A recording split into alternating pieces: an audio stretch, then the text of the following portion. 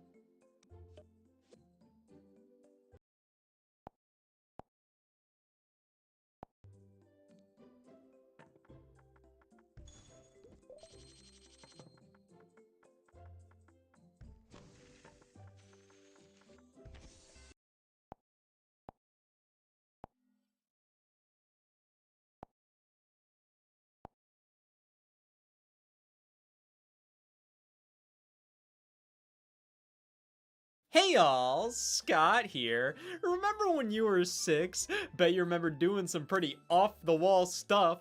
Learning to ride a bike, slumber parties, releasing the worst stupid-ass Mario Strikers Battle League you could release, puppet shows. The Nintendo Switch is only 26 years away from being 32. I think you know the drill by now. It's time for a look at everything revolving around this console from March 2022 to February 2023. And if you know me, you know I have my own funny little made-up language where the word everything stands for Nintendo Switch Sports and very little else. March was when words became title with the release of Triangle Strategy, the latest HD 2D game by Square Enix, though published by Nintendo outside of Japan. So while I generally don't play a ton of turn-based strategy games, Kirby and the Forgotten Land! The first 3D mainline Kirby game launched this month, and it was incredible. They went above and beyond with this title. You can feel the passion and polish oozing from this thing every second you're playing it. I think it's incredible how, with this being the first 3D Kirby, it doesn't feel like it. This is so natural and well done.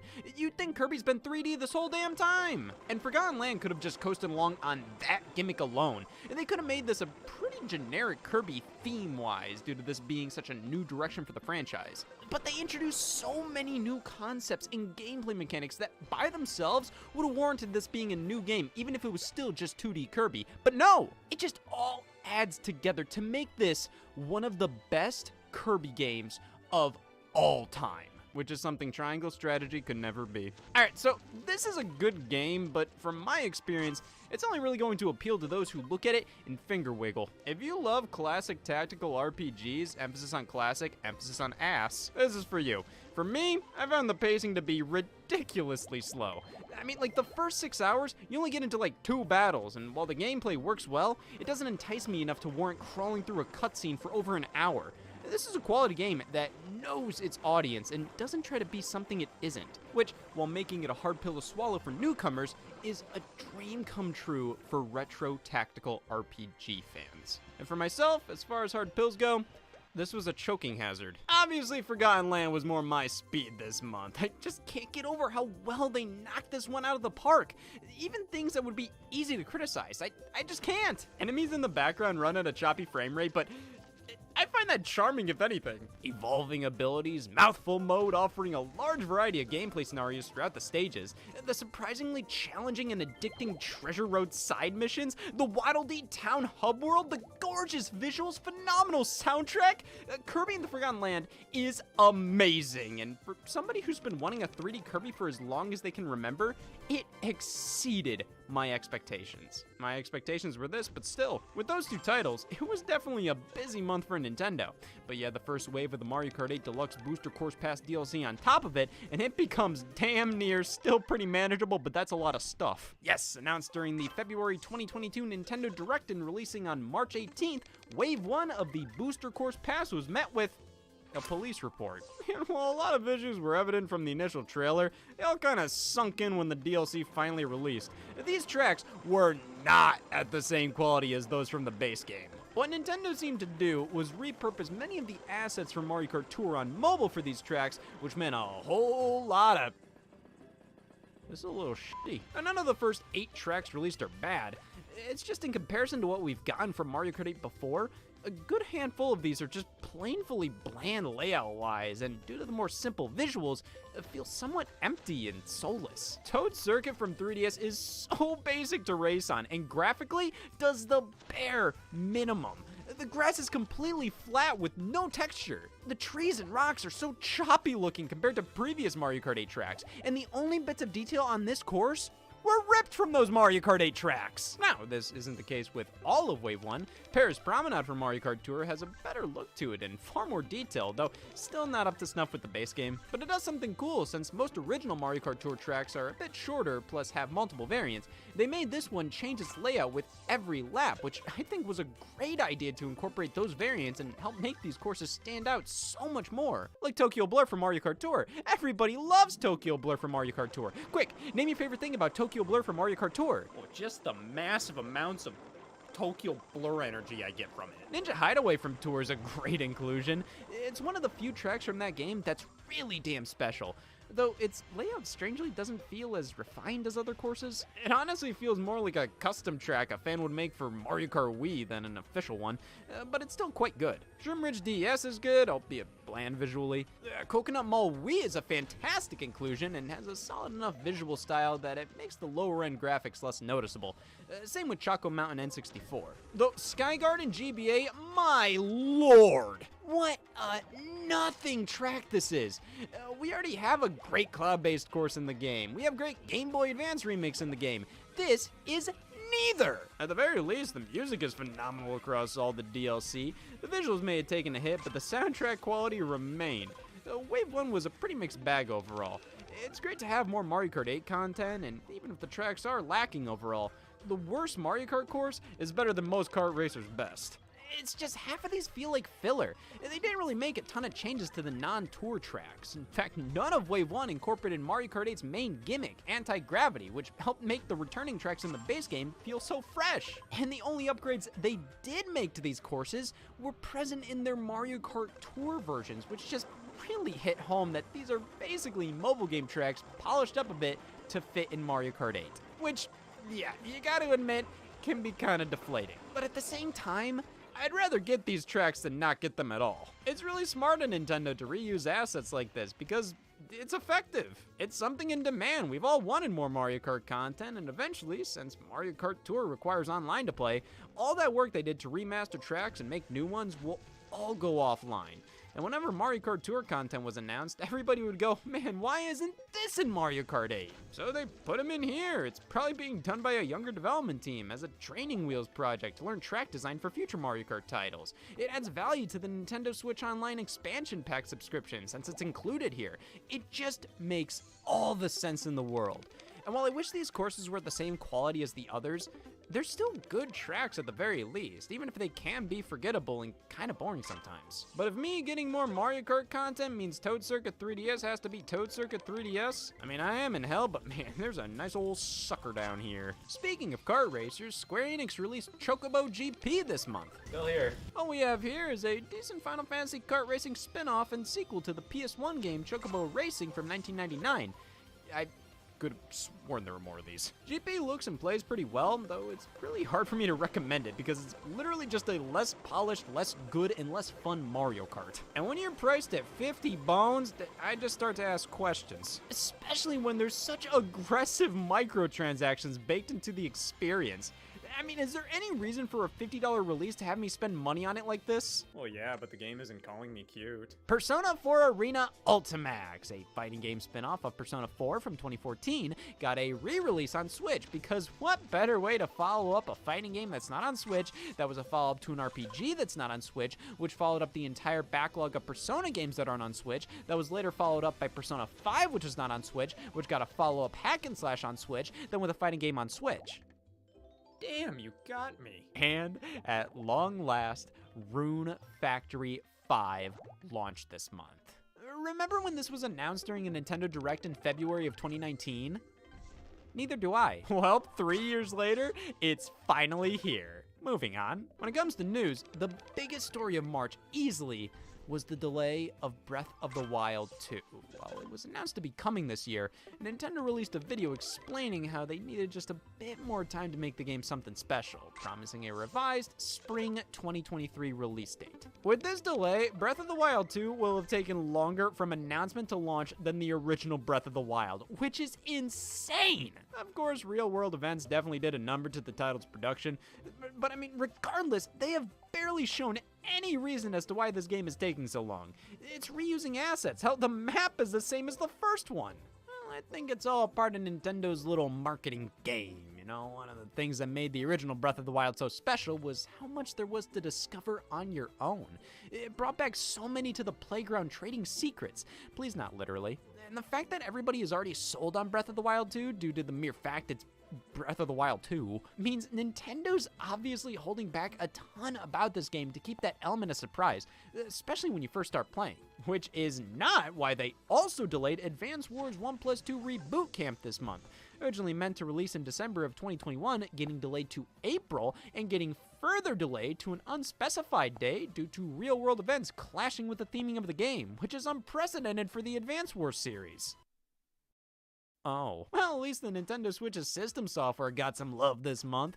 You ever notice Anarchy's been at an all-time low since March 21st? Yeah, it looks a little better. Well, that's because Nintendo finally added folders to the Switch home screen. Or, more accurately, groups. Don't want to step on Mead's toes. Yeah, so the only way to access these is by going to your full game library and selecting the groups option at the top, which makes this feature a bit less useful than it could have been. It does help with organizing certain types of software, but why couldn't it have been on the main home screen? I mean, you put this slow-ass Nintendo Switch Online portal on there that had no point until this month, actually, where you can now exchange your My Nintendo Platinum points for exclusive Switch user icons. Why are you still depressed? Big month for Nintendo Switch Sports bitchers out there. You finally have something to bitch about. Nintendo Switch Sports Release, the long-awaited follow-up to the Wii series.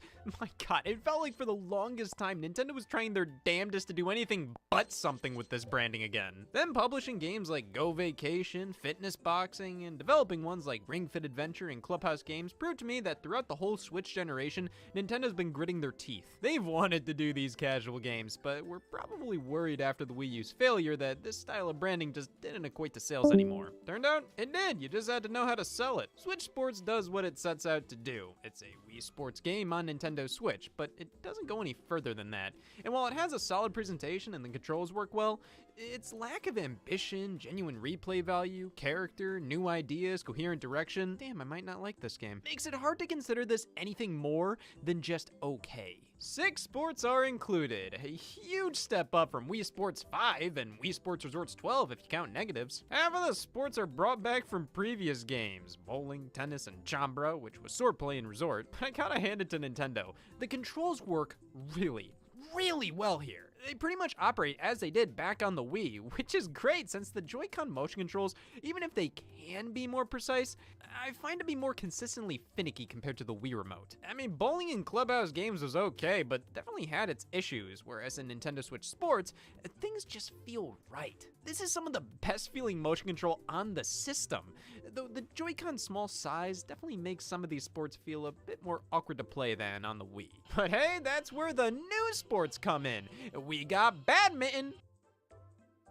Oh, boo. When I said this game lacks a coherent direction, this is what I mean. What is up with this lineup of sports? The 3 new ones either feel like variations of sports already in the game or something that doesn't feel like Wii Sports. Badminton should just be a sub-game you select when you pick tennis.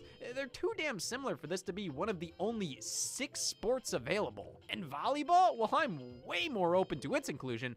The fact that it's played on a very similar court makes Nintendo Switch Sports visually feel incredibly repetitive. But hey, at least we have the final new inclusion, soccer, where you move with the left stick, jump with the B button, dash with ZL when you have stamina, swing both controllers down to do a header, swing while holding ZR down to pass to a teammate, swing just one in a direction to kick the ball there. Grandpa can't do this! Soccer, while it's a fun little inclusion, does not feel like it belongs in a Wii Sports game. Don't get me wrong, it's not complicated.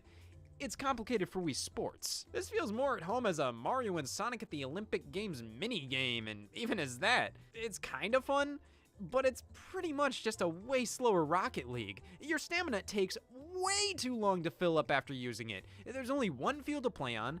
I find this sport to not really please anybody. It's too complicated for casual players, yet too simple and slow for the core ones. Not bad, but feels out of place in the package to me, which is kind of the basis of my problem with this game.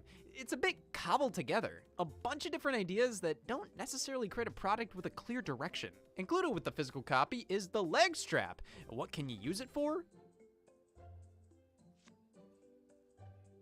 Funny mustache. At launch, this was only used in this one practice minigame mode in soccer where you're just shooting balls into the goal. You had to wait until July for an update that enables use of the leg strap in the regular soccer matches. Well, you know what they say, good things come to those who wait. And it's July. Why even include this with every copy of the game at that point? It just seems really wasteful. Is it just because other Wii Sports games were bundles of some sort, so you just threw this in to make it more of a deal? But this is the same damn leg strap included with Ring Fit Adventure. They didn't have to do anything to include this. No research and development, no manufacturing costs, no nothing. So at that point, if you're including this, why not pick sports that would actually use it? Instead of badminton, why not include kickball, track and field events like the long jump, American football, just anything that could actually make use of this thing. Because as it stands, it was obviously included just to give this game more of a presence on store shelves. Oh my god, big box, big no regret. Oh man, you know what would have given this game just as much of a presence as past Wii Sports titles? If it looked like a goddamn Wii Sports title. These characters, man, they just don't do it for me. Yes, you can use your Mii in the game, but it's very clear Nintendo Switch Sports is built around these new sports mates. They're all over the branding, they're the characters populating the world, all the unlockables are based around them. And let me tell you, as characters, they're fine, whatever. As avatars, they are god-awful. Everybody looks the same. You can't change height or weight, all the eye types are too similar, the hair options are unbelievably limiting, but that's only because more options are locked behind progression. What the hell kind of sense does that make? Make funny hats unlockable? Sure. Eye options though? And you can only unlock these by playing online over and over and over again. That's pretty much this game's only hook. There's nothing you get from playing single player or local multiplayer. It's all based around the online mode, which is crazy considering how one of Wii Sports' biggest problems back in the day was the lack of online multiplayer. Now it's the main focus, and it's kinda lame. Being a big focus and being here at all is great, but that's all this game is about, and it's not deep. It's literally just keep playing online to get more points, to get more customization for your sportsmate, which this doesn't incentivize me to keep playing. I have to trudge through hours of gameplay just to get some damn glasses to wear? Why couldn't there be a simple achievement system where it doesn't matter if you're playing online or locally, you get rewarded medals for high scores, or your points could unlock sub-modes for the sports, like 100-pin bowling or speed slice for Chambara. I don't care if there's 1,000 different cosmetics I can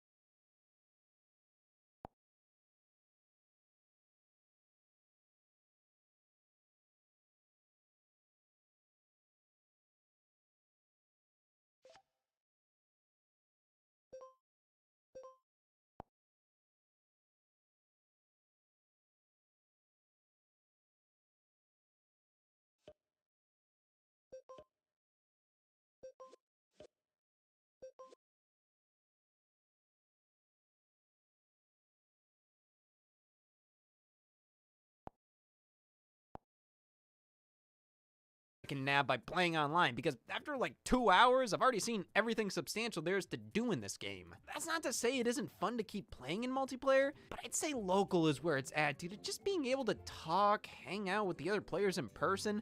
The online works well, but it wasn't designed with a deep enough loop to keep me engaged. And that's a problem when you promise content coming to the game that takes months to release.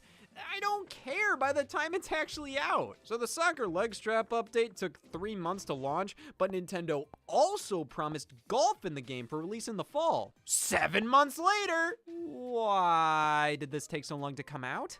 None of the holes are even new designs. This sport has been in every Wii Sports game at launch. I don't understand. Don't get me wrong. I think this is an alright game, and it can be good fun. But I just don't think it's deep enough to warrant ripping out any side modes or single-player endeavors to make online the focus, which is what tons of Nintendo's multiplayer games are doing nowadays. It's like you ask them, what is there to do in this game? Just play online. You love this shit. These games feel designed around the idea that they don't have to prove anything to the player. The player already wants to spend 20 hours in the game playing online multiplayer, but like, no. Give me a reason to want to play for 20 hours. Hook me in, do something other than just assume including online multiplayer increases the replay value to infinity, because it doesn't. Decent enough game, though it does feel pretty cobbled together with the light amount of content, the updates coming months later, and the overall lack of ambition. It feels like just a Wii Sports type game on Switch and nothing more. But for what it is, I think it's still a pretty quality title that you can get some good fun out of. I hate this game, but for what it is, I like it. Big month for third-party games here. We got the House of the Dead remake. Wow, that's so exciting. It would be even more exciting if I gave a damn. So there's this company called Forever Entertainment, and they seem to be making deals with numerous game studios to bring back some of their titles, and mostly ones they didn't really care about anymore. They released a remake of Panzer Dragoon by Sega, announced Front Mission 1 and 2 by Square in the February Nintendo Direct. Hell, Nintendo themselves invested in them, announcing a partnership, most likely leading to some of their own games getting Forever Entertainmented. There's obviously something special about this studio. Obviously. I think they're getting so much work because they'll fund the games, they'll publish the games, they'll do everything and anything. All they need is permission. So for a company like Sega, who already wasn't doing anything with House of the Dead, to get an offer where you don't gotta do anything but make money off of whatever Forever Entertainment puts out, I mean, why the hell not? It's either this or nothing. This is nothing, right? Man, I don't know about this one. House of the Dead is a downright classic from the arcades. However, take it out of the arcades, and while you're at it, take away the gun peripheral and the era it came out, and you're left with a 30-minute long awkward. It's not bad, it's still House of the Dead, but in this context, it's just kinda lame. The visuals are a huge step up, but I find them to not have the same character and charm as the original, and things just look a bit too generic now. The controls are definitely the biggest issue here, though. They give you various options. However, while I personally didn't have many functional issues with them, lacking the light gun makes the experience just kinda pathetic feeling. It's great to have this game on modern platforms, but at the cost of losing so much of what made House of the Dead special to begin with, it makes this remake more for longtime fans rather than newcomers looking to find what made this game a classic to begin with. I think it would have hit a little better if they included this in a big House of the Dead collection. And that way, like, yeah, the controls aren't great, but at least you get all of them. MLB The Show made its debut on Nintendo Switch. It's still pretty wild to see a game with the PlayStation logo appear here. Star Wars The Force Unleashed got a re-release, though strangely, it's the Wii version of the game. I'm all for funky-ass versions of games getting ports, but I find this to be a bit misleading. I think most would assume this is the Xbox 360 version re-released. It's like if they announced Modern Warfare was coming to Switch. Lying's a sin, but not theirs. Definitely when it came to Star Wars this month, LEGO Star Wars The Skywalker Saga was the main attraction, which was a huge shakeup for the LEGO series, really modernizing the whole thing. This title took way longer to develop than the other games, and you can immediately tell why. They went above and beyond to not only push the LEGO games forward, but celebrate their most popular franchise and its LEGO legacy as well. Chrono Cross, the Radical Dreamers Edition.